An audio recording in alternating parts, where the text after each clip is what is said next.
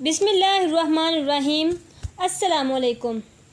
آج کی ویڈیو میں ہم بات کریں گے غزہ کے تازہ ترین صورتحال پر، جو اس وقت انسانی تاریخ کے بدترین بحرانوں میں سے ایک سے گزر رہا ہے۔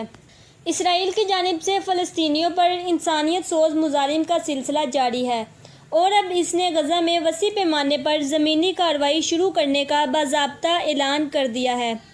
اس خطرناک آپریشن میں اسرائیلی فوج کی جنوبی کمان کی افواج شریک ہیں، جو اس وقت شمالی اور جنوبی غزہ میں زمینی پیش قدمی کر رہی ہے۔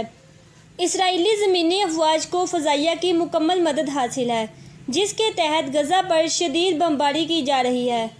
تازہ فضائی حملوں میں آج کم از کم 135 فلسطینی شہید ہو چکے ہیں، جن میں بڑی تعداد میں خواتین اور معصوم بچے شامل ہیں، جبکہ گھروں، مساجد اور اسپتالوں کو بھی نشانہ بنایا جا رہا ہے۔ یہ حملے انسانی حقوق کی سنگین خلاف ورزی کے مترادف ہیں۔ غزہ میں نہ صرف بنیادی ڈھانچے کو تباہ کیا جا رہا ہے، بلکہ شہری آبادی کو بھوک، پیاس اور خوف کے عذاب میں مبتلا کر دیا گیا ہے۔